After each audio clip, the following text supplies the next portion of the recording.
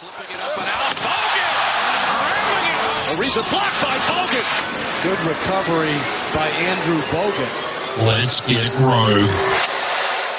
Welcome to Rogue Bogues. This is the Basketball Series Pro. It's time for celebration. This is episode 100, man. Is it really? It is 100. We're getting old. You couldn't find anyone better than me after episode one. I expected like 3 episodes tops. To be honest with you, I'm on house money right now, brother. Yeah, we're both on house money. We're rolling, and we just hit 2 million listens. That includes all the Rogue Bogues podcasts, but basketball, I think, would be more than 50% of that. So yeah, 2 million listens. Thanks to all the people that tune in every week for the basketball and all the other different podcasts that I do that Pro gives me shit about. But 2 million listens isn't too bad, Pro. 100 episodes, 2 million listens for the basketball, all up, which is pretty good. So thanks to all our listeners and people promoting this. Yeah, means people are bored, Bogues. But all right, well, I'll take boredom any day of the week. Well, we're bored. That's why we're doing it. It's a good point. Just joking. We're doing this for the people. We're doing this for the people. So, but yeah, that's all good news for all the listeners out there. Let's get right into it, man.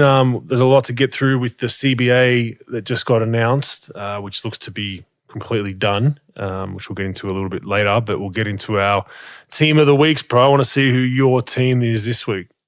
Team of the week. I'm going to go with the New York Knicks, Bogues. 4 in a row. Playing well. A couple of different lineups here and there. But, playing well. I think they're, I think they shook off a lot of early criticism. I think they're playing well. I think they're doing well in the standings. Right now, I think, not counting any game today, they were 45-33 going into the day. Third in the Atlantic Division. They won today, so now they're 46-33. 46-33. Playing well, going to get into that 5 spot. So they'll most likely be. They're playing a lock Cleveland. for that. There's only 4 games left. They're 2.5 ahead of Brooklyn. I doubt they're going to lose 4 straight, and Brooklyn are going to win 4 straight. But stranger things have happened. Oh, sorry, New York have 3 left. But I doubt they slip. But they're playing well. No, they're 4-5. Yeah, they're 4-5, playing well. Tibbs has got those guys defending, playing well as a team, pretty consistent. In the last 6 weeks or so, and love. We talked about Josh Hart 1,000 times, and I think he's been the pickup for them. It's probably been the pickup of the decade. So it's it's been good. It's been positive. Those guys are playing hard. That's what I got. I mean, I guess you could go other teams. Phoenix played well and all that, but I like what New York's doing. I like what New York's doing. So I'll give it to them again. I think New York is probably the most dangerous outside of Milwaukee, Boston, and Philly. To me, they're probably the most dangerous team in the playoffs, but basically from Cleveland below. So including Cleveland. I mean, I think New York's just based on form. They've probably been one of the standouts since All-Star break, since the trade deadline. Playing really good basketball. You look at Brooklyn. Brooklyn's been okay. They've been pretty solid. I didn't expect them to be this solid. Looks like they're going to lock up 6 as well. So that 5 and 6, I don't think change. 4 probably doesn't change neither. And then you got a bit of a wrestle for 8, 9, 10. But yeah, it looks like the 10 in the East is pretty much set. You got Indiana in 11, and they're 3 games behind Chicago in 10. So Chicago's also surged, and they're playing pretty well. They're 7-3 in their last 10. But yeah, I like the Knicks. I think Brunson's playing out of his mind over the last month. Randall's had some big games for him. They are guarding. I still think they're a piece away from doing any big damage in the playoffs, in my opinion. I think they can scrape through the first round and maybe get to the second, but they're building, and their fans would have to be happy with the way they're going, considering their last 2 decades, Pro. So good pick by you. I do have the Phoenix Suns. They are playing really well. They have a bit of luck. They had a few depleted teams they played against, but their last 5, they've won 5 straight. Philly, Utah, Minnesota, Denver, OKC. So a good mix of solid teams to, Philly's a great team. And then Denver basically played no one in that game in Phoenix a couple of nights ago. But they're 6-4 in their last 10. They've won 5 straight since KD's been back. Right before KD was back, they were struggling, Pro. They were, there was a chance they were going to almost fall out of the 10 at one point if they'd lost a few more games, and then KD's come back and saved the day. KD 26, 6-4 in his games with the Suns. So, that's why they made that trade. He's going to take them as far as they go, in my opinion. Chris Paul, Aiden, great role players now. It's going to be KD show, and then obviously Booker's going to be that Batman and Robin. Those two guys, they'll go as far as they carry him. And unfortunately, our guy Jock Landale over this last week during the streak has fallen completely out of the rotation, which we'll touch on a little bit later. But the Phoenix Suns are balling, playing good basketball right now. Really solid at home. Their road record could improve. They're 17-23 on the road, so not great on the road, but their home record at 26-12 is good, and they will be, tough. And when you look at the West right now, this is kind of the point of the season, Pro, where teams start playing musical chairs. They start maybe throwing a game or two to fall down. No one can really do that because of the play-in. You just can't. It looks like Phoenix are probably going to get 4. Golden State's in 5 now. The Phoenix potentially want to go down if Sacramento were to fall, which can't happen. I'm saying hypothetically, maybe. I think Sacramento is the one that I think you want the 6th seed essentially if you're in the West, right, Pro. You want to be that 6, which the Clippers currently own right now. You'd want Sacramento if you're in the bottom half out of Denver, Memphis, Sacramento, and Phoenix. Most people would disrespect Sacramento. That's just the blunt, honest truth. They might be surprised. Sacramento might rail them in the playoffs, but I think that 6th seed's pretty valuable. But it's going to be pretty hard to play those musical chairs, Pro, because Clippers are half a game up on the Lakers in 7 in that play-in. And you don't want to go and try to throw a game or two to hold on to 6, and then all of a sudden someone below you wins 2 straight and then jumps you when you go to a plane. So I guess that's one more bonus of the plane, Pro, is I think it maybe stops a bit of the shenanigans at the end of the season. I agree with that. I mean, first to talk about Phoenix for a second, I think watching Durant and Booker healthy, going at teams, it's just going to be pretty to watch. I mean, those guys are monsters. They're offensive juggernauts that could make shots, get to the rim, score in the mid-range. Their mentality of the game is just great to watch. Then you've got, obviously Paul and Ayton and those guys. And you know what? They got a good, solid bench that can make shots. Damian Lee can make shots. Shamit can make shots. Cameron Payne, Terrence Ross. I do believe our boy Wandale's gonna get a few minutes here and there, but I just do think that this team's really fun to watch when they got everything going. And yeah, of course, without Durant, they're not gonna do well, because not only do you not have Durant, you gave up those 2 really good players, in the trade with Cameron Johnson and Bridges. So yeah, I mean, without Durant and those 2 guys out the door, it's really hard to win games. Because mostly they got shot makers. They don't really have isolation players and players they could just sort of carry to. As far as the shenanigans at the end of the season, yeah, the play-in stuff, makes it a little bit difficult to really do. But also, you know what? Like at the end of the year, I know like it might do you justice to sort of get the right seed against the right team matchup, blah, blah, blah. You know what though, Bogues? In my opinion, just play the game. Just don't mess with the game. Just play it. If you win, you win. You lose, you lose. Whatever whoever you're gonna face, you're gonna face. Yeah, if you're gonna face the 2019 Golden State Warriors, it's a little different.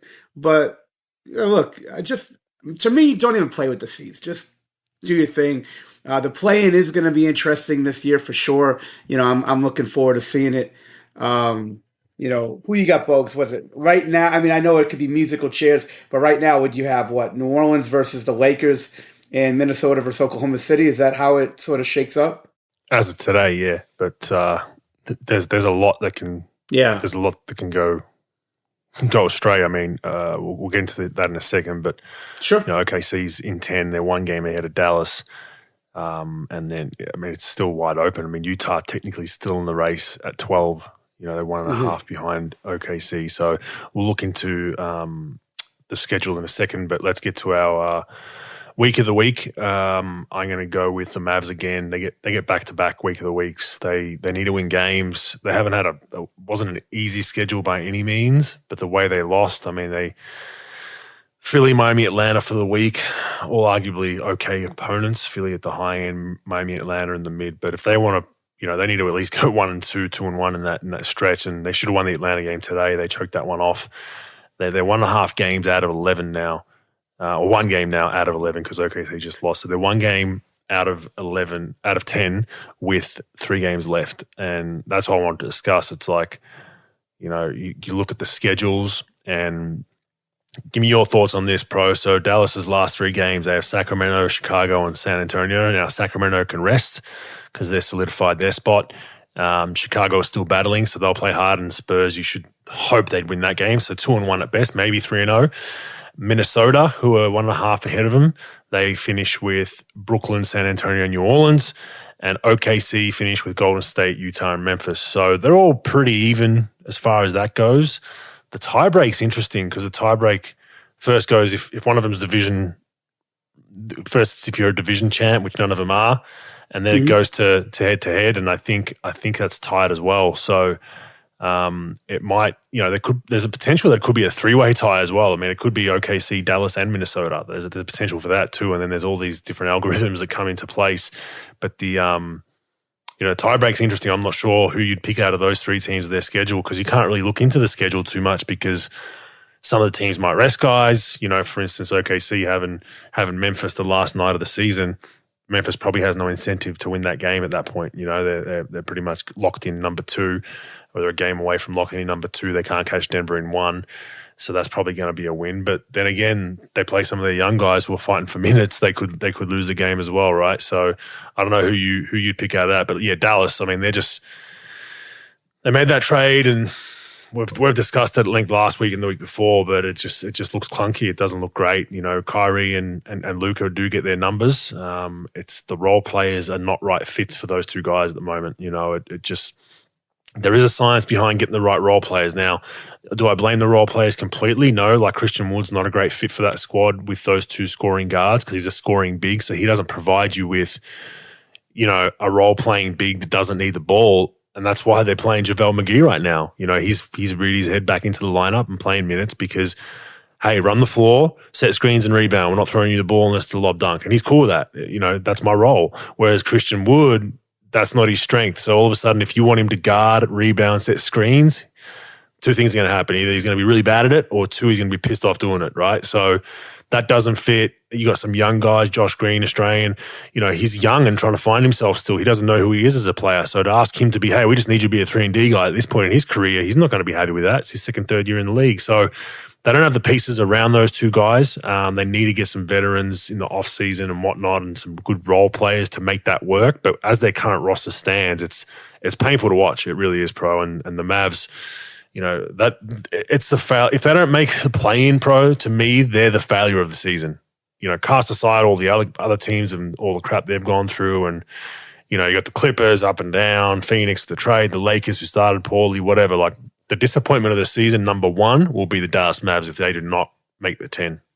It's interesting what they're going to do, Bogues, going forward. Like, do you even think about re-signing Kyrie? Obviously, it's a trade that not a lot of people thought was going to work. I think a lot of people thought that they had to try to do something from where the team was and the types of teams that they could beat versus not.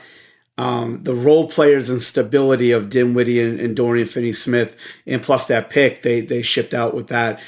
Obviously that's a great thing to have, its stability, but the problem is overall talent. You had to try to make a move like this to sort of stay competitive with better teams. Now, that being said, if you made this trade last summer, right, and you have a whole summer training camp, and try to get used to everybody and put them in certain situations and positions, does this end up a little bit different?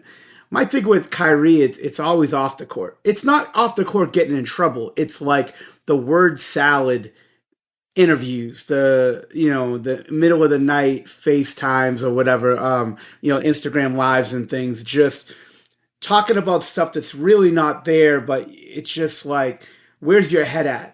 And the guy's one of the most talented players ever to play the point guard position. And it's not a talent thing. And their role players, they need shot makers. They need consistent shot makers across the board that can go 39 to 43% from 3 and just knock down shooters that are cold-blooded. You need J.J. Redicks, you need Kyle Korvers, you need Tony Snells, you need guys like that are just shot makers, don't need the ball, can guard a little bit, except JJ, of course, but like could really just knock down shots. And you need a center that could roll and defend. I'm a big Dwight Powell fan. The Christian Wood deal, yeah, he can score and he's got talent, but it just doesn't fit. The biggest thing they got to do is they do not panic with this. Like what you got to go into the offseason definitive of what you're going to do. It's got to be like, this is exactly what we're going to do. Look, like this Luka Doncic thing is it's sort of, you got a lot riding on it, right? But you still have him. He's frustrated, but still locked into things. What are you going to do? Are you going to re-sign Kyrie short term? Are you going to sign and trade? Obviously, people are probably not thinking they're going to re-sign him, and it's going to be a sign and trade. Okay, what do you try to do? Depending on what the Lakers do, is AD on the board? Is Maxey from Philly going to be on the board? Is Bradley Beal going to be on the board? And then you got to figure out. You've got salary cap room, I believe, with Christian Wood and some of these guys coming off the books, as well as whatever they do with Kyrie. But it's scary. From what they had coming into this thing, coming off the Western Conference Final to not the Brunson thing is a planet killer. It's an absolute planet killer that you can't really rebound from. Having a borderline all-star player you could have had for $50+ million over 4 years, that's the killer. And now you're just trying to play musical chairs to try to bring guys in and try to replicate things. They've got two good young players in Jaden Hardy and Josh Green, but are they good enough? They're good, nice little young pieces, but they're not like Josh Green's, fits his spot pretty well. Developed well, shot it much better, but the role players got to change. They've got money to spend. You just got to identify the talent, and you got to figure out what you're going to do with Kyrie. You're right. If they don't make the plan, it's a total one of probably the biggest failures of the season, without question, from where they were last spring to summer, and then going into free agency to where they are now, without question. And it's going to be interesting what they do. But I'll tell you what, you can't half-ass this thing, and you can't panic, to pick up another, if you're going to pick up a guy or make a trade with Kyrie, you better be right on this one, because it's going to cost a lot of people their jobs, and it's going to cost this franchise a lot of years in stability. Yeah, I mean, it's not looking good, but that's what they signed up for, and they've taken the risk. So we'll see how it goes. Maybe they can salvage a season. Who would you pick out of those three teams making it in the 10 that I mentioned? You think Dallas sneaks in? I don't think they're going to sneak in from where they are right now. From nothing they've done in the last couple of weeks have shown me that they could really, step those things up. Now, the thing is, Minnesota lost Naz Reid probably for the rest of the season. That's a huge loss for them. It gives them shooting, gives them toughness, it gives them basketball IQ out of the 5 spot, and that's going to be a huge loss for them. I don't know, because those guys are locked in. Like, Minnesota's been playing well. Oklahoma City's been pretty locked in. I think that Dallas is going to be on the way out, to be honest, in my opinion. Just where's the evidence? Show me the evidence of them really since this trade happened, putting in a week straight where they are just unbeatable. They've been up and down, and just it's been volatile, volatile for sure.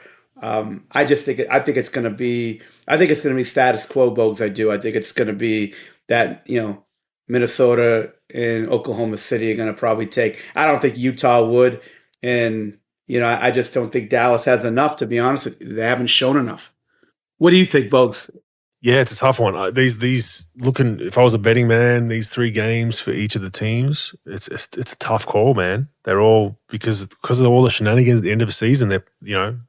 They're all playing teams that can rest guys and not care about the win late in the season. I love Memphis and whatnot, and that can change the way the dynamic of it all goes. But did Dallas deserve to make it? No. So I mean, I wouldn't be like, wow, they didn't make it. That's crazy.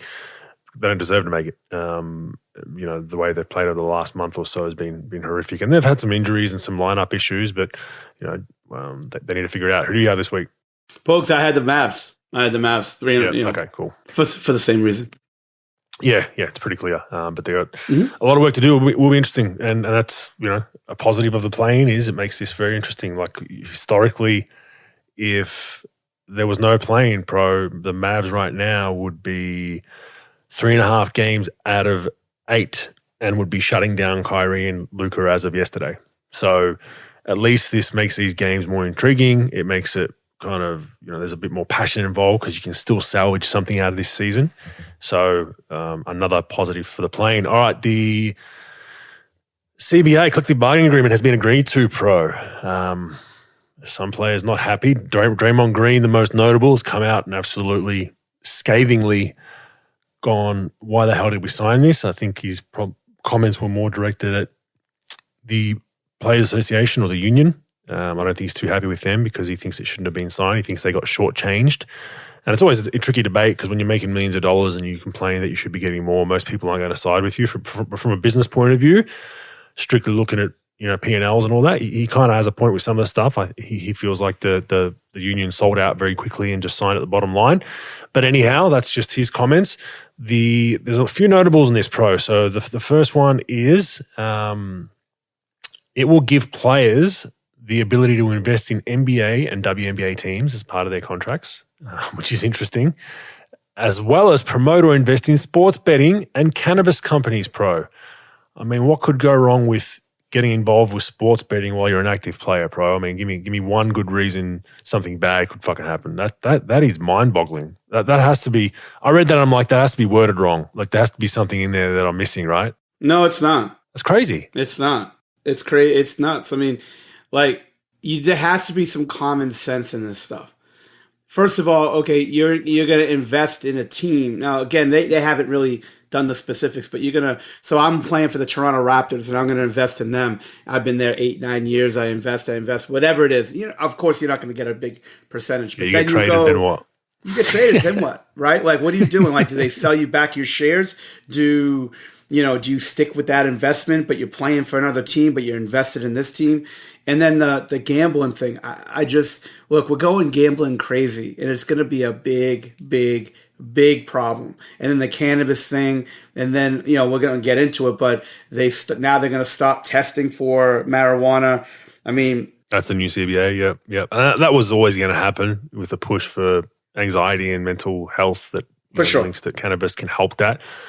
The sports betting one, I got no problems with sports betting. We're sponsored by Dabble. I think sports betting, I think it's a freedom of choice thing. If that's what you want to do, there's a lot of people that you shouldn't promote gambling. Well, I'm more like, well, if you struggle with gambling or whatnot, you need to find the help. It shouldn't then prevent people that can do it, in a productive manner and that's not detrimental to their life. It shouldn't. I hate governments putting bans in, but this one's just strange. Like investing in sports betting is a strange one. But to your point. And this is exactly why I bring myself up now, but when I did my Sydney Kings deal I specifically said that these shares don't vest in, I had an option. So upon retirement, I have either a cash payout for the value of the shares in the Sydney Kings or I take the shares. But the biggest point I put in that document was that this is upon retirement. So I'm not taking these shares now. I'm not taking them tomorrow while I'm playing because I said, look, I might want to play on in 2 years' time. I signed a 2-year deal with the Kings. I might want to play, till my knees run out, right? And the Kings might say, "Shit, like we think you're done. We want to move you on." But I'm like, "Hey, I still think I've got a year left in me." And then I go and play for a rival team while I've got shares in the Sydney Kings. That shit doesn't work. And this is similar to that. So, look, I think a lot of this is just wordplay at the moment, I think they've put it out there, but I think there has to be some rules around, especially the sports betting and the owning shares in teams. There's got to be something like, you get a portion of the shares at that value, but I don't know, till you retire. I don't know what it is, but this just makes no sense. So those two were the most glaring. Also, the mid-level tax exemption now for teams like the Golden State Warriors that have really used this over the last couple of years. They will no longer be allowed to use that if they've hit the second level of the luxury tax. So they no longer get that mid-level exception anymore. The second luxury tax level, I don't think it's been announced yet, but whatever that number is, if you've hit that, you cannot use your mid-level exception. That's fair enough because I guess they're trying to say that teams are stacking all this talent and then still have a mid-level that it's not fair. And that was one that anyone had a problem with because he's saying that leaves money on the table. It takes money off the table for players, which it kind of does. I get that. I get the argument. Both sides to that. I don't know what your thoughts are on that one. Well, Bogues, yeah, it sort of does, but I think that if I can't sign with the Golden State Warriors, but the Phoenix Suns, say the Detroit Pistons, say they're way under, and that their mid-level is going to be actually higher than the taxpayer mid-level. So, I could probably get a significantly more money signing with them. Now, That's if they want to sign you, though, if they're not tanking, right? If they're not taking, correct. But also, first of all, with Draymond being upset, all it has to happen to get Draymond happy about this and love the deal, just have LeBron tweet out that he loves the deal. He'll go 100% of whatever LeBron says anyway. So, yeah, let's do that. The 5-year love fest with LeBron and him, I had to throw at it. But no, seriously though, it does handcuff them a little bit with spending. They also mentioned things like, for the higher spending teams, like the ability they sort of shrinking the ability to sign guys that are waived, I think, later in the season and picking up what they can do in trades as far as money they could take back in trades. Picks like 7 years in the future they can't trade like they used to, like other teams can. So they do try to handcuff you a little bit, but look, I think with this, Bogues, it just goes to say, they're going to allow you to sign your guys, but you gotta identify talent and develop it and just continue to re-sign it. But yeah, it's just, look, there's monkey wrenches that are thrown in all this stuff all the time. Every 5 or 6 years, there's a shake-up in rules, and you just gotta circumvent the rules, and you gotta figure out how are you gonna outsmart teams and be on the forefront. Why is Oklahoma City always doing that? Why is Miami always doing that? Why is Daryl Morey always doing it? They just figure out ways to circumvent the cap, the CBA, and to go into your advantage. I agree, Draymond should be a little pissed because obviously, look, it's in his interest. He's on one of those teams. I think it's them, the Clippers in Milwaukee.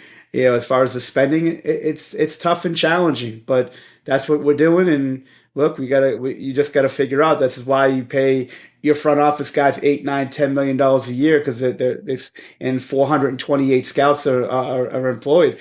In front office, somebody's got to figure this shit out, and it's a little more challenging, but not impossible. So there's a lot in there now, and a lot of changes that the CBA is already all the exemptions and whatnot and taxes and.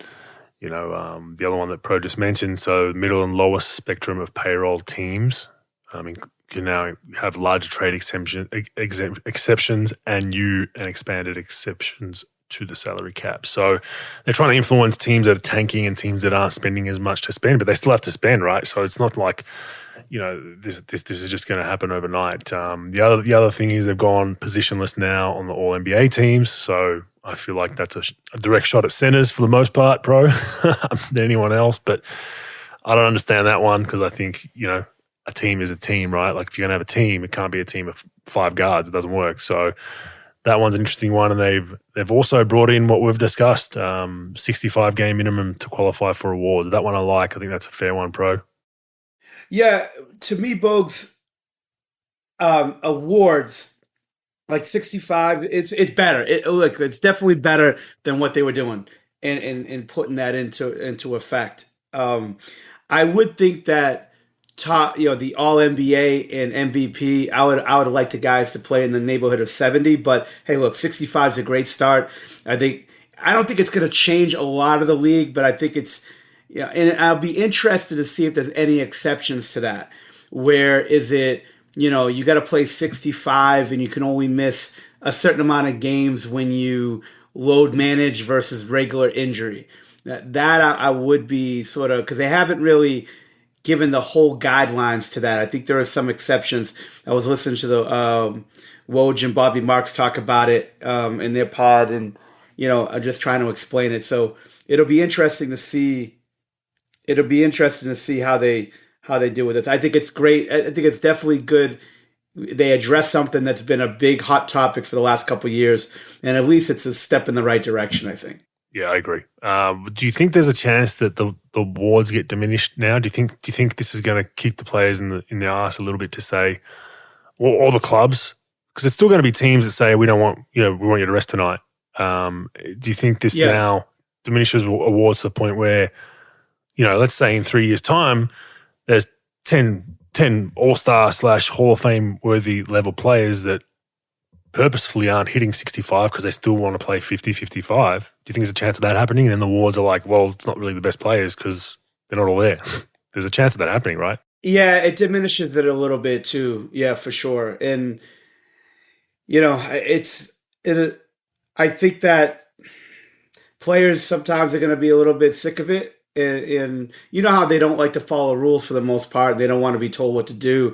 They might just be doing it for spite, especially when you make enough money. My thing is, if you're chasing that supermax and you have to be in the NBA teams and All-Star. See, to me, like, I don't care if you play 60%, 65 or 70% of your games first half of the year to play in the All-Star game. I don't care because the All-Star game's bullshit.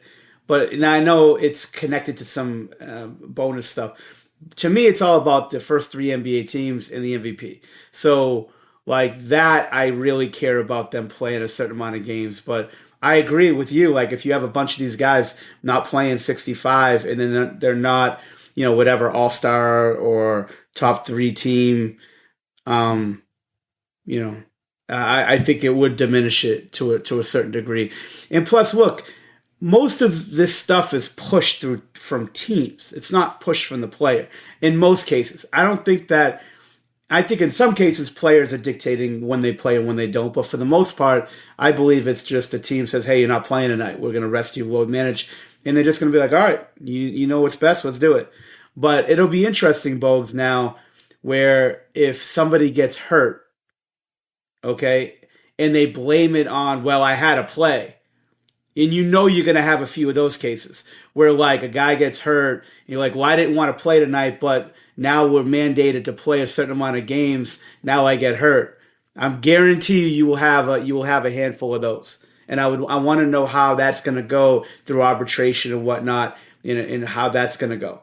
Because like in our world today, it's not about actually taking ownership on anything. It's about blaming somebody else. I guarantee you will see that. You will see a player get hurt and say, well, look, I wanted to sit, but I have to play because of the mandate. So it'll be interesting to see what happens. Yeah, I agree. And the other ones were the mid-season tournament beginning in the 23-24 seasons. What's that next season? $500,000 per player.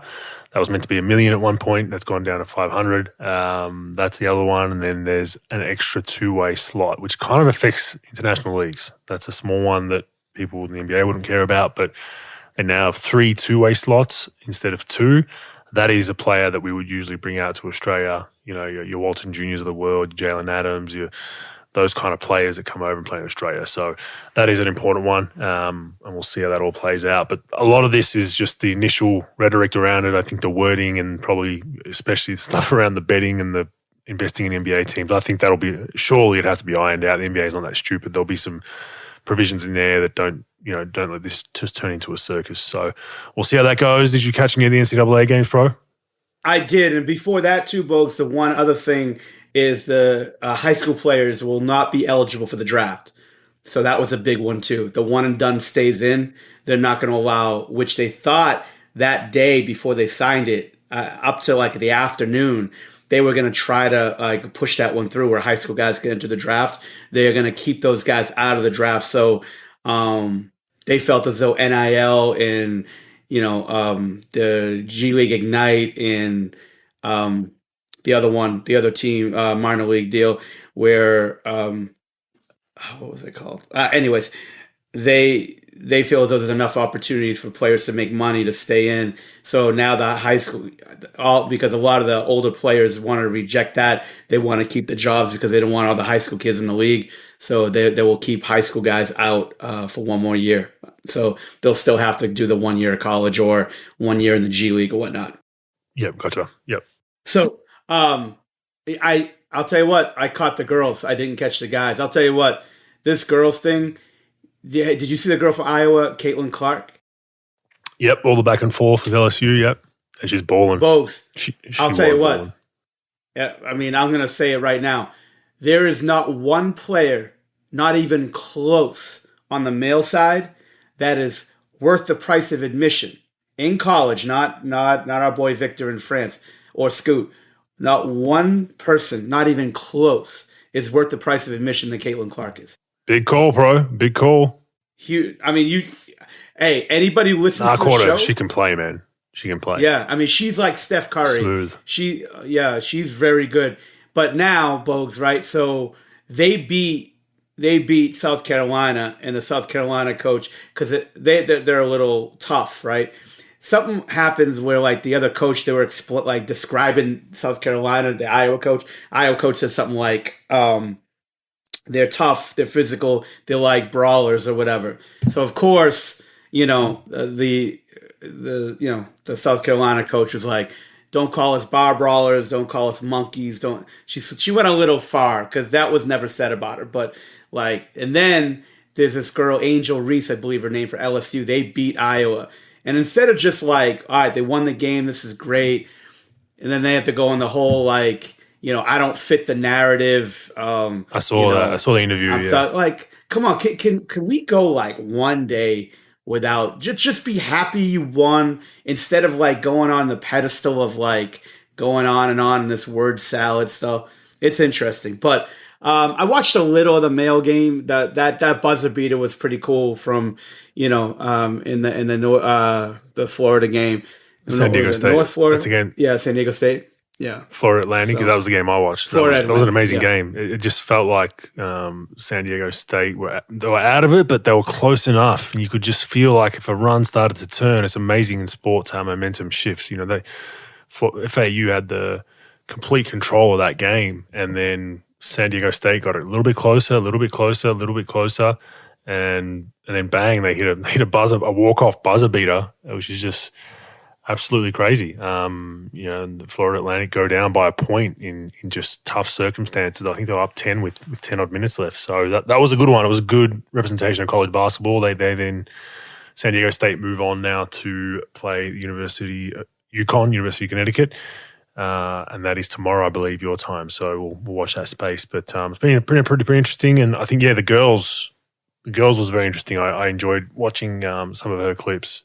She can really shoot it. For those that don't know who it is, look it up. It's she's a very, very good player, and just is what pro means by price admission is she's got the wow factor. She's pulling up from 5 steps outside three. She's got a bit of cocky confidence to her in a good way, I think, and she loves to put on a show. So I'll be looking forward to seeing her in the WNBA one day.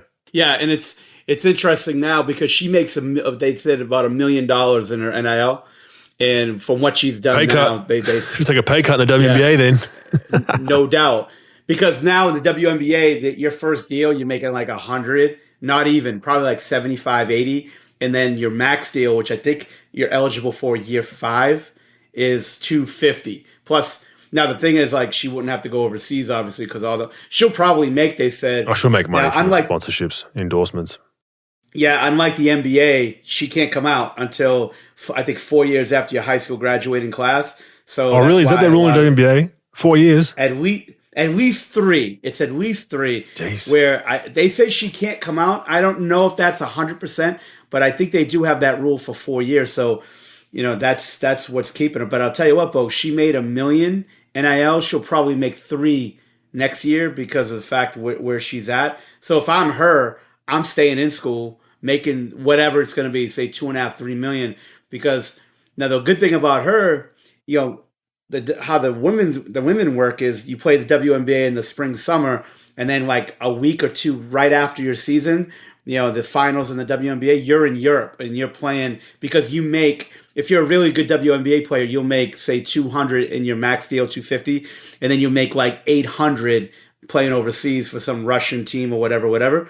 So she wouldn't have to do that. She could just stay home. Sabrina Ionescu, the girl that played at Oregon that was tight with Kobe, she she's got a Nike deal and what have you. She's got a bunch of stuff. So she doesn't go overseas. She just plays in the WNBA. So this girl could just stay, chill, play at Iowa, enjoy being a kid, make bank. She's probably the highest paid person in the state of Iowa, which is pretty cool. And then she could just do, do whatever. Yeah, so it's cool to see. Look, wow factor players, there aren't many that happen, but it's unbelievable for the first time. It's not even close. It's not even close. Like, I want to, anybody's All-American team for men, I want to see it. And I think that goes to show with the NCAA, with all the transfers and the one-and-dones, how, look, the Final Four and everything has great popularity, the tournament and whatnot, but I'm telling you, it is ruining the fabric of college basketball where, like, consistent players consistently playing important games, getting better. That's why these players, they're just not that skilled anymore. Like, they're talented, super talented. But, with all the transfer stuff, you don't see as much of that in the women's side where you have all these superstars because they can't leave. But the superstars, it seems like in the women's side, don't leave, though. They don't leave to go to other schools in the transfer portal. You still see a big transfer portal amount for women, but like the stars. There's a really good girl from Louisville who got in the fight post-game in the tournament. I think a lot of people saw it on social media. She stays. This girl stays. The girl at, LSU stays. They're not really like shifting schools like the men, but it's interesting. But it's great. The Final Four has been great for the men's too. I just haven't really caught much of it, but yeah, it's an interesting take. And the WNBA requires, you're right, it requires you to be at least 22, 4 years removed from high school, or have completed your college eligibility. So if you're from overseas, you need to be at least 22. Which is interesting that they haven't fought to change that in their CBA. I assume they will be because, you look at someone like Clark that, she wants to go pro. She could already play pro today, and she's got to wait it out now. So, but the NIL Bogues, like, to be honest, like, I get it. Yeah, good. Yeah, I get it. But she's still got to go to class. Maybe she doesn't like school. You know what I mean? Like, she still has to go through all the bull crap you got to go through in college that you might not want to do, right? So, to not be able to go into your profession for 4 years is a little rough. So we'll see if that changes. Moving on to Aussie Watch, brought to you by Dabble, social betting experience. Stream everything from a series of weekly sport-related shows with a regular host, Josh Jeans, on Techers, or even Sky Racing. Follow Copy Bets and stream live. Go on, download the app, have a dabble socially. You must gamble responsibly. Aussie Watch, Simmons out for the year, as we discussed. Paddy Mills still has not really played much. Had that some garbage minutes on the 26th, which was last week. Hasn't played since then. Dyson Daniels back in the rotation slowly. Roughly 4 points a game this week. 2.75 rebounds, 1.25 assists, 1 steal per game. Delhi, he played a little bit of garbage time earlier in the week. He has broken his finger versus Portland, so to be determined how long he's out in their playoff push. Not a big loss for him, not playing a lot of minutes, but still a good veteran to have as a backup, but he's out with a broken finger. Jock Landale has fallen out of the rotation completely. He has not played since March 25th. No minutes at all, and he was actually playing pretty well, pro. It was, last week he was 7.5 points, 5 rebounds off the bench with KD in the lineup, starting to figure that out, and he's gone completely dry there. You just, as we tell him, stay positive. You'll get your chance again. But looks like Phoenix is trying to tighten up their rotations before the playoffs, which is interesting. Josh Giddey, another week for him with Aussie of the Week. We're just going to give it to him for the rest of the season, I think. But 21, his best scoring week we've had in a while. 21.5 points a game this week. 7.7 rebounds, 7 assists. So really, really good week for Josh Giddey. Thibault, Matisse, 5 points, 2.5 rebounds, 1 assist, 1.5 steals, and 1 block. So his usual self. Jack White, DNPs, Joe Ingles haven't really hit. They got a game going on right now that just finished, so I haven't completed his stats. But he's been up and down again. Had a really bad game the other night when they got blown out. But he's finding form there. Jack White, DMPs, Josh Green, pretty poor week for him. He's playing really well before that, but 5.5 points, 3.2 rebounds, 1.5 assists, and 1 steal. And Xavier Cooks, congratulations. He scored his first basket in the NBA on March 28th versus Boston. A little bit of garbage time in a few games between then, but first points in the NBA will forever be in the record books, pro. Moving on to the NBL and Australia, there is some news that the cap has increased by almost 7%, pro, which is a good thing for the players. So a bit more money to throw around. Keanu Pinder, probably the biggest marquee name in free agency, has signed with the Perth Wildcats for a big number. Big number. There with Bryce Cotton. So I think him and Bryce would be most of their cap at the moment. Will McDowell-White, who's the second premier marquee guy that's in free agency, is rumoured to be going possibly to Perth as well. They're in the mix. So they're going to have to, I don't know, expand that arena to pay all these salaries, but they are spending it, which you do like to see. Just for people out there wondering about the salary cap situation, the Sydney Kings, we can't really comment on other teams, but Sydney Kings were third in total cap spend by an iota, and the only reason why is because when you have injuries, they don't count for you. They don't count towards your cap that week, so you can get a discount. If some of your star players are out hurt, you get a little bit of a discount on your cap because you don't pay them. Doesn't hit your cap for that week that they're out or that month that they're out. So we probably would have been fifth. There were two clubs below us that had mass injuries, which helped their cap, but we were third in spend, so pretty reasonable. We cop shit for being a big spending club at times, so we like to be transparent with what we're doing, and that's good. The next free agent that's probably has not signed anywhere yet would be Bull Call, and he was with the Cairns Taipans last season. He's probably the one that's on a lot of teams' radars, and he's someone that a lot of teams would love to get in their colours. So we'll see what happens over this next week in free agency. Mike Kelly, head coach, is officially signed by the Southeast Melbourne Phoenix. He was an assistant coach of the Perth Wildcats. I think that's a decent signing by Southeast Melbourne. I know some other candidates that they were going after that had turned them down or that they couldn't settle on a figure.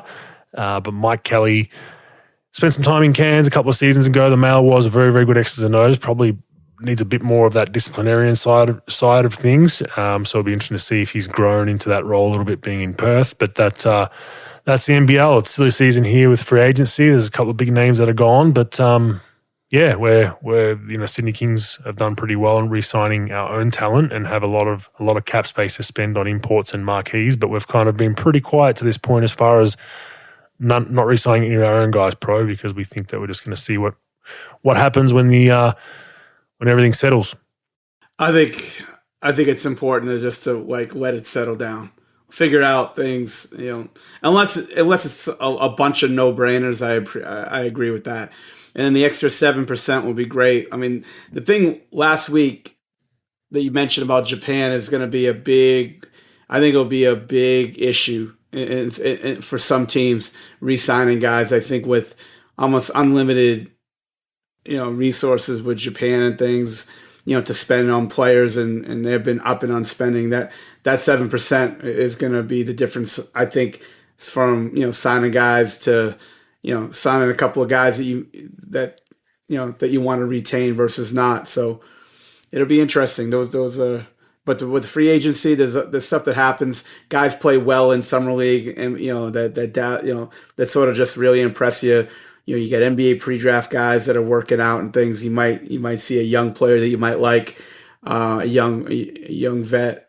So it'll be interesting. And that's the beautiful part of the import thing. The import side of things, the NBL, is you don't need to rush into signing an import just because most imports that haven't played NBLs, there are a few that want deals now, but most of them want to wait till after summer league anyway and see where they lie, where they get a two-way, where they work their way into a team. But we've got a lot of flexibility with what we're doing. We like where we're at. We've got re-signing our own talent that are Australian was very, very important early in free agency, and that's why we went with Glover and a few other guys just to make sure that Galloway, just to make sure that we're keeping guys around. We took up Kawhi Noy's option as well because now we think our bench is pretty settled, and now we just got to get the big dogs in. All right, fact or fake news? The Laker follow-up from last week, Pro, with our free throw disparity. So we're going to call this Laker Watch, I guess. But this week, 3 games for the Lakers, Pro. You want to hear the free throw disparities? Do you think they won all 3 of those free throw disparity battles? Bogues, I have a feeling I know when you're setting me up for some shit. So I think if I was a betting man on Dabble, I'd probably say that you're going to say that they went to the free throw line a shit ton compared to their opponent. But that's just my guess. Of course they did. Versus Houston, 28 free throws to 10 for the Lakers. Versus Chicago, 28 free throws to 13. And versus Chicago again, 30 free throws to 13. So this is becoming its own little conspiracy theory, bro. They're definitely getting the the benefit of the whistle. We're going to keep in touch with this till the rest of the season to see how it goes. I think the league wants the old Lakers to make sure that they're in that. Look, they're going to. It's pretty. I think it's pretty clear they're going to be at least a play-in at a minimum at this point, which we both didn't really think would be possible. They're 2.5 games ahead of OKC. You don't see them falling down to 10. And they potentially could scrape in over the Clippers. They're half a game behind the Clippers in 6, and they're 1 game behind the Warriors in 5. So imagine the Lakers actually lock in a playoff berth that's not a play-in. That would be amazing. But they are getting the benefit of the doubt when it comes to free throws, bro. Fact or fake news? Useful or useless? It's useful as fuck, Bogues. Before I didn't really think about it, but now that you're right, like they're definitely gonna make sure that they're gonna have LA in. They cannot not have LeBron James. You know, they're gonna try to get him the easiest road to try to make that playoff push and, you know, make the playoffs and obviously high seed in the play-in and just to win 1 game to get in. So they do not want to have him sitting out for sure. Agree. I'm going to go useful because it's obvious they're getting the benefit of the doubt. All right, since the trade deadline, wins for the Mavs 7, wins for the Nets 11. Useful or useless? Useful, Bogues. I mean, you know, obviously it's those guys haven't played great, and they've still won game. Like, you know, Dorian Finney-Smith has been struggling, Dinwiddie's been up and down, and they've still won more games. And it's definitely useful. You know, it's glaring that this trade really didn't work. Well, yeah, I think, yeah, same. I was low on Brooklyn. I thought they'd fall out of the 6 into the play-in realm, and they've surprised me. So, and Dinwiddie hasn't played that well consistently, but his assist numbers are really, really, really jumped since he left Dallas. Like he's had some really high assist games at a good clip. So, yeah, I think it's very useful to see that, you know, the winner of that trade, most people would have said should have been Dallas, and they just haven't equated the wins. So that is an interesting one. All right, most 40-point games in a season by a New York Knicks point guard. We've hit a similar one to this before, but Jalen Brunson, all-time leader in 40-point games in a single season by a Knicks point guard. That is 4 for the season. Who do you think is number 2 all-time, Pro? Marbury? Yeah, Marbury's got 3. And then no one else has more than 1 in their whole history, which is pretty impressive. That's crazy. So, yeah, you think there'd be more point guards that had 40 balls for them, but traditionally they had a lot of pass-first point guards in their history. Useful, useless? Useful for Brunson. That's great, man. That shows that, you know. Shows that Dallas fucked up and should have kept him. 1,000%. 1,000%. No, they got to be kicking themselves at this point. They have to be thinking, like, what the fuck were we doing?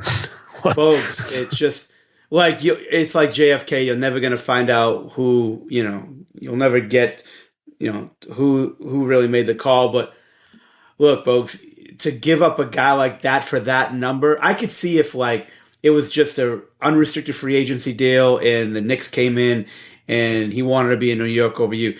The guy was like, look, I want to be here 4 years, 58 or whatever that number was. To say no to that. To say no to that is crazy, because whatever trade you think you had, unless you were bringing in Greek Freak or you were bringing in like a big timer, right? Devin Booker or something like that, right? And you needed to trade him, then yeah, I wouldn't sign him either. I'd wait, I'd keep him up.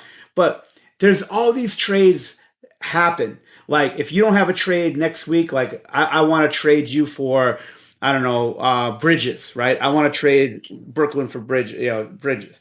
Well, all right, that doesn't work out. But you know what? There could be a trade, you know, there could be a trade for, I don't know, you know, Marcus Smart and Luke Cornett from Boston next week, 2 weeks later, that's going to be good. There's going to be trades down the line. You always retain the asset. You retain the asset. There will be trades. Maybe a trade that you might want to make, you know, it falls through and, you know, you really like that trade. That's going to put you over the top. But you know what? There's going to be other trades that are just as good, if not better. Always retain the asset. And now you lose them. You can't get guys like that back. You cannot get Jalen Brunson back in free agency. You cannot get obviously they tried and they didn't. And you can't get him back you can't get him back in the drafts unless you drafted in the top 5 or 6, to get a guy as good as him right now. So that you got to watch out, and those are monumental mistakes that could take you down a path to losing some really good players. We talk about Luka and some other guys like that. Hopefully it doesn't come to that. I want to see Luka in Dallas for the rest of his career, but like that could put you in harm's way and stuff like that. That's why you got to be really careful with these moves. And not every move is life or death, Bogues, but moves like this is definitely life and death. And yeah, it's a hell of a loss, man. Sure is. So I'm going useful on that as well. He's playing great basketball, but yeah, the Mavs kicking themselves. All right, Jaren Jackson Jr., first player in NBA history, pro, to have 15-plus points a game, three-plus blocks a game with a three-pointer made every game. Useful or useless? I don't know, Bogues. You know me. I'm not a big fan of the first, because it's every day that's the first NBA player to ever, but it's pretty impressive stats. I'll give it to him. Jackson's a good player. I'd say useful. Yeah, I would say useful just because historically bigs that block three block shots a game is not making threes. So that's the kicker in this stat. That's why he's the first in NBA history. But it is kind of clutching at straws to get to a stat. So I'm going to go useless on this one just because it's, clutching at straws, the one 3-point field goal made. All right, longest active playoff drought is now who, pro? After Sack, give me a second. Pistons? No, it is the Charlotte Hornets. Ah, yes. Okay. Yeah, when did the Pistons make it? That's a good one, actually. They're probably close. They're probably six years, but longest active streak is 7. I think it's 7 years. Thank you, Sacramento Kings. You're throwing the Charlotte Hornets under the bus, but useful or useless, pro? It's useful. It just shows that Charlotte really hasn't been able to put it together to be a playoff team, and it's unfortunate. I don't fault MJ at all. The guy bought that team for like $240. He's probably going to sell his share for like $1.7 billion. So I'd take that any day of the week. But it is useful. It just shows you that if you make some wrong moves in the draft, free agency, you misspend, you hire the wrong coach, it could really set you back. And it's really hard to win games in this league if you're a small market team. And when you're in small markets, you really have to make everything count. Talent evaluation, development, who the coach is, where you're spending your money, and where you're putting your resources into. So I would say it's useful for sure. Yeah, I'd say it's useful. Whenever you suck, you get in a drought. It needs to be spoken about. So last one. Tyus Jones has the best assist-to-turnover ratio since the merger, pro. When was that? Your history buff? When was the NBA merger? I want to say it was in the 70s. I want to say it was like 72, 73, but I could be wrong, maybe closer to 75. But yeah, it's pretty close, 76. August 5th, 1976. Good one, pro. But yeah, he's basically the last, 40-odd years almost. He has been even more, right? Bad math.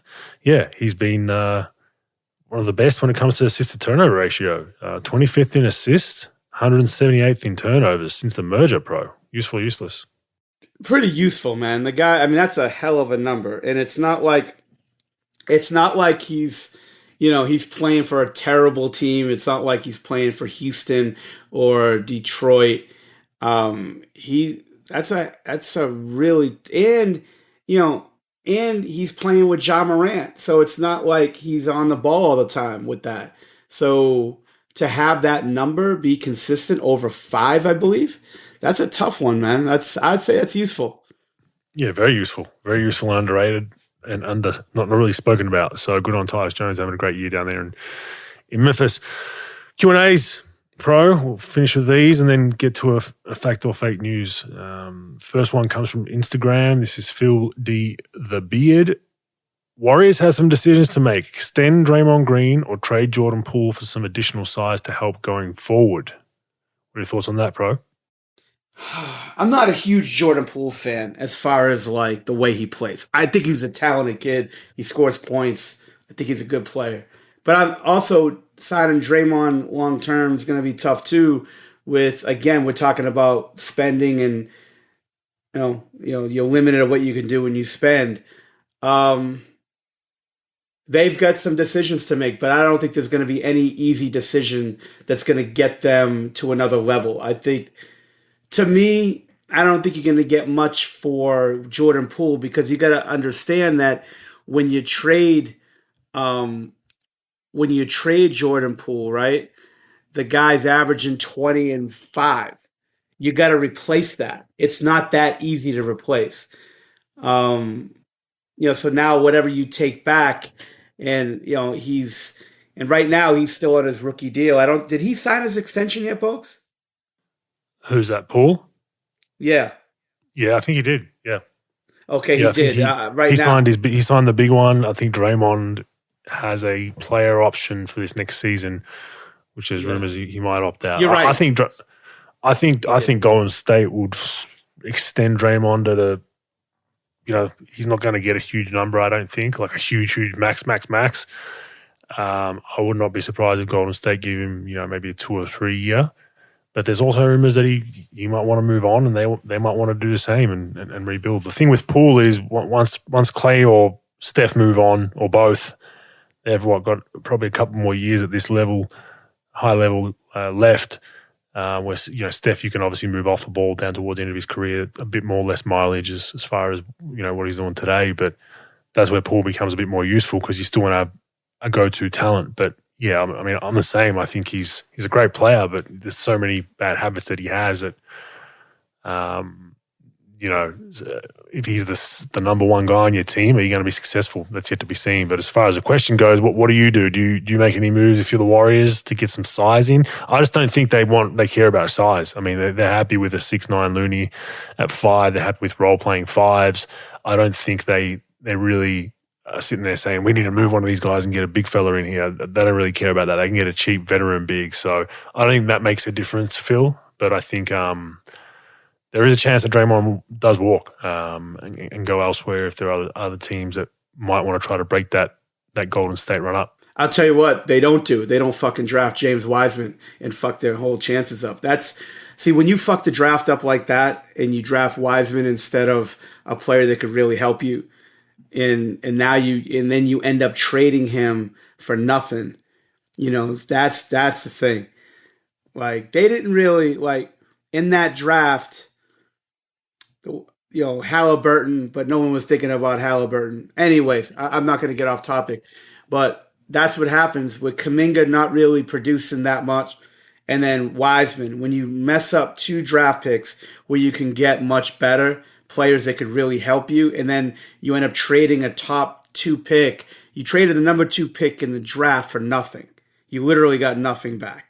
So that's what happens when you do that. Like, if you're drafting at 27, 28 every year, like they were for a while, and you mess those picks up, then that does mess you up a little bit, but there's not a lot of expectation there. When you're drafting number 2, when you're drafting 2 and you get Wiseman, and then Golden State, they had Kuminga, which, where did they draft Kuminga at? They drafted Kuminga at, give me a second, number 7. So like 2 picks inside the top 10. When you don't get those right, it could have a big time negative effect on what you can do. And then Draymond, all right, you're going to have to sign for much less money than you're expecting if you go somewhere else. And I think the value to other teams, there are some teams that he'll have some value on, but he's one of those guys that you really need a lot of talent around him to really, get the full Draymond effect. I think you got to figure out what's going to go on with Wiggins. I don't think size is their biggest issue right now. They just can't beat teams. They're just not good enough. And they got to figure some things out. I'm with you, Bogues, with Poole. When those guys move on, you're going to have somebody that could create offense and create, situational basketball. I just don't know what they're going to do. I don't know the answer. I say figure out what's going to happen with Wiggins first to see if you can get everybody together. Maybe you get off Kuminga, you get something back. I wouldn't make any huge major moves. I just don't think there's a huge major move that's going to bring them back into contention. I think you ride this out. You're not going to trade Steph. What are you going to do? What are you going to get for Clay? You'll get some decent stuff for Clay, but again, it's not going to be as good as Klay Thompson. So you might just want to do what the Celtics did, ride it out, and then put this thing on reset. I think there's no easy answer for this right now. Yeah, it's a tough one. But I think there's a chance Draymond does leave. If he fields offers from, you look at someone like Portland, he's been linked there for a long, long time. The Lakers, because Bro said he loves LeBron. But I don't know. It's going to be interesting to see what they do. They've got some decisions to make. There's no doubt about it. I know they want to try to keep their band and milk this for as long as they can, but I don't have an exact answer for you, Phil. It's a tough one. But if I had to make a decision today, right now, I would milk the Steph, Clay, Draymond thing for another 2 or 3 years with some better role players around them and move off Paul. If I had to, gun to my head, that would be the decision I make. Just because I think you got a better chance of winning a championship with those three than you do removing one of those three pieces and putting in Paul. That's just my opinion on it. All right, Twitter at Vandernuts. Best way to develop confidence in a junior. My 11-year-old son dominates domestic basketball. So that pro domestic basketball in Australia is you play just for your local area, but struggles with the basics in representative. So representative then pro is you represent that area against other areas. So it's a step up, right? He's so scared of making a mistake and it's hard to watch at times. What do you got for him, pro? He's basically dominating. He's dominating the local rec league, the local one. And then the step up, he kind of, his confidence just goes out the window against better competition. Yeah, I think that you have to do little things. You have to watch film with him. Like if you could tape the games and you could watch and so he could see sort of what he's struggling in a little bit. So say he's struggling in 4 things, against that better competition. Then identify some things that he can do, maybe one thing at a time. So say it's like he's not sprinting down the floor, he's not sprinting the floor well enough. Then you're like, look, we're going to get out of this one step at a time. Let's start with doing that. Or you're not boxing out, consistently. Let's start with that. Let's start with one thing and then see progress with that. And then once you get your hand on that, let's just get out of the hole slowly, not go from, 1 to 10, you're going, 2.5, 3, 3.5. You know what I'm saying? So watch film with him, identify what he needs to work on or what he's not doing well. Let's get one thing that he could really start focusing on. If you're working with him at home or you're just talking him up or you're just watching the film and you're saying, look, this is what we're really going to focus in on today. And then once he starts getting that, and then you start maybe another thing. And slowly work with that. But you can't really try to identify 7 things and try to attack those 7 things. That'll never work. It's one thing at a time. And then you got to put in the reps and the work. And then you just say, look, you're going to make mistakes. No one plays perfect. I don't care if you're, Luka Doncic to Johnny Doncic and everybody in between. Nobody plays free basketball. The one thing you want to sort of try to tell him is, look, mistakes are okay. But making the same mistake for 3 straight weeks isn't, that's something that we have to address. You're going to make mistakes, so don't be afraid of making them. But your effort, your focus, all that stuff, effort and focus definitely have to be there every night. And the result, well, that's going to happen in time. But identify one thing, really talk him through it, continue to watch film, give him praise when he does that stuff well, and then just say, okay, look, we can't fix all our problems, but we'll fix one at a time. That's what I would say. Yeah, I agree. Look, I think at an 11-year-old level, there's obviously deficiencies in an 11-year-old's game, no matter how good you are. So I don't know the skill set, Vander, so bear with me. But one would probably be weak hand. I would assume their weak hand they're not confident in. So if he's a right-hander, it's his left hand. So that then limits what you can do by at least 50% on the court. Because, if you can't go left confidently, and once smart coaches and players figure that out, and most juniors cannot go left confidently. Like, it's just a gamble that I'll take if I'm coaching a junior team, which I do. say, try to force your opponent, if they're right-handed, try to force them left. Like not even knowing any scout about them, I would just guess, because most kids don't work on their strong hands. So that's one thing you can work at home. You can work on that straight away. Brush your teeth with your left hand, eat your dinner with your left hand. Go outside and spend practices with your son outside where, hey, we're only shooting and dribbling with our left hand today. That's all we're doing for 20, 30 minutes, nothing else, and get them confident to go both ways. That's one thing. If you're saying confidence an issue, I mean, it could just be a matter of just being aggressive and not being afraid to make a mistake. You got to kind of convey that it's better to be aggressive and make a mistake than it is to be complacent and just throw the ball to someone and run away, because then you basically a statue out there.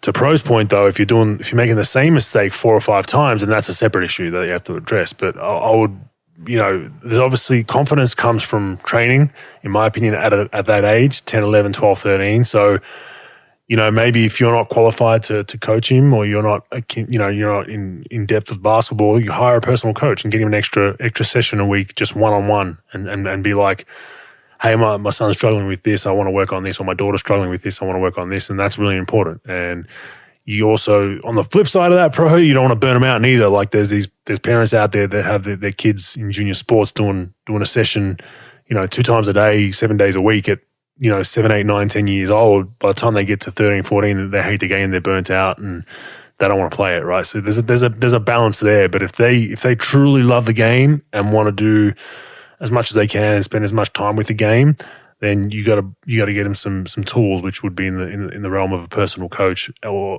spend some time with them to improve some deficiencies. But that's also talk to the coach of the team that he plays in representative basketball for, and say, hey, like, my son's struggling with confidence. He plays really well domestically. Like, what do you think we should do? What should we work on? What should he be doing? And then they might give you some positive feedback, and at least you're being proactive. Because don't forget, most parents that are approaching junior coaches are usually approaching for one thing, and that's why isn't my child playing? This is bullshit. If you're approaching and saying, hey, I just want some advice, can you help me? That might be a good relationship starter with that coach. But thanks for that question, Vander. Last one comes from Facebook. This is Theo Psaros. Greek brethren, I believe. I hope I didn't get that right. Hope I didn't get that wrong, sorry. Because sometimes if you're Cypriot, there's a bit of a war there. But I've got some Cypriot friends and we like to have a bit of a laugh about it. But the question is, the NBL ownership has done a brilliant job resurrecting the growing the prominence of the sport. But is it time for a new owner to invest and elevate the NBL even more? Good question. Right now, no. I think Larry's group and Larry have invested a lot of money in the NBL, and I've been critical at times of different things, and as has he of myself and the club. But they are healthy debates to have. I think he's the guy that opened his wallet when the league was on its knees, and everyone's aware of that. But yeah, the league does need to continue to grow. As far as someone else coming in and just buying it and making it better, I think that's a false equivalence. It's not as easy as that. I think the play would be to move the NBL on, if it's ever moved on to a group or another league. I think will be the play. I think the way the NBA, the way EuroLeague is trying to expand its tentacles around the world, that could be a play where they might say, hey, we might buy this league and just use it as a development league for ourselves, or we see that a lot of growth, or whatever it is. That might be the play. But as far as just another owner buying it and doing different things, I don't think that is on the cards in the future, Theo. So we will watch his space. But the league's numbers again this season have grown. TV numbers are up. There is a TV deal, I believe, coming up soon. So that should hopefully inject more cash flow into the league there for the clubs. We should hopefully get some of these clubs out of the out of the negative and into the positive financially, because there are some clubs at times that if you're not, if you don't have playoff games or finals games, at times it's a pretty thin line of being profitable. So we've got to make sure we support those clubs when they don't make the finals. All right, bro. Fact or fake news? Bogues, I had a listener. I'm in bed minding my own business on a Wednesday morning, and I had a listener email me. I didn't know you were coaching, Bogues. You're coaching juniors, or what's it called? Oh, we'll keep it quiet. Don't want any pop-up protesters rocking up. But I'm coaching a couple of young under-18s kids here, so trying to help them out a little bit. Well, we just did our 100th episode, so if I'm going to get fired tonight, I might as well get fired, right? They sent me a score. The picture of the score wasn't prominent. It was 57-32, and our the sound guy could edit this any way he wants to. But fact or fake news, the management has put you on alert that you need to up your offense and hire maybe an offensive coordinator. Fact or fake news? This from this court 5 on some facility I got. I just got it. We do. We need to sign some NBA players. But I'm unlike that coach that probably sent you that. I'm not really focused about winning right now. We play. I'm coaching a school, so we play in a local competition. The competition doesn't mean shit to me, to be honest. I'm trying to get the kids better. Honestly, really don't care because our goal is the tournaments at the end of the year, which is in I think September. August, September is a schools tournament, and that's the goal. The goal is to try and be good in that. So everything between then and now is I'm not really worried about the result. It's about getting the kids better, and it's hard, man. In junior basketball, you got these coaches that play zone the whole game. You got coaches that press, and and you wonder why these kids get to 15, 16, 17 and they don't know how to play man-to-man defense, or they don't know how to read offenses and all that kind of stuff. So it is interesting seeing junior development up close, and I have a different take on what most people do, and winning is very important. We definitely emphasize trying to do things right and win, but to be honest, we don't have the group right now that can consistently win. We got to continue to get better, and where the program I've taken over is realistically is a bottom dwelling type program. They compete, but they're just not as talented as other schools. A lot of other schools. How do you enjoy it, Bogues? Have 12 scholarships. I enjoy it. Yeah, I think it's just good to go back to some grassroots stuff and help some kids out and try to better them a little bit and give them some tutelage around different things. But junior basketball, man, it's interesting. There's a lot going on in junior basketball. You think you forget, pro sports has politics and sideshows. So does junior basketball, man. You got so much going on, and you just got to navigate it. But like I said, my main focus for all that is just bettering the kids. If the kids get from A to B and they look better, I'm happy. If I'm not really worried about the points, but I appreciate you giving me shit for that. We are the opposite of undefeated, pro. We haven't won a game yet, so but next week's hopefully the first. Bogues, I've been telling you, bring me over. I'm telling you, we could be a powerhouse. We could be a powerhouse. Get me over there, Bogues. Cuss out some 16, 17-year-olds. Yeah, they'll eat well. I don't know if we'll win games, but they'll eat well.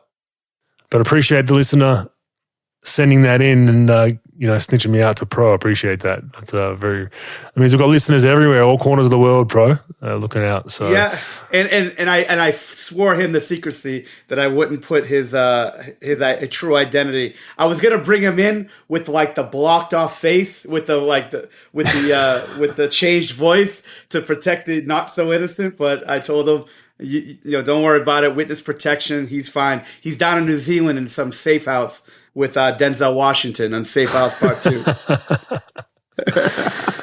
Beautiful. All right. That's another episode, our 100th episode. Once again, thank you to all listeners. We appreciate the support. Make sure you share this with your friends and family. And if you want your basketball news, we are the #1 ranked Australian-based basketball show you can download. So keep that in mind when you share this, and we'll see you all next week. Sweet. See you guys later. Let's get Rove.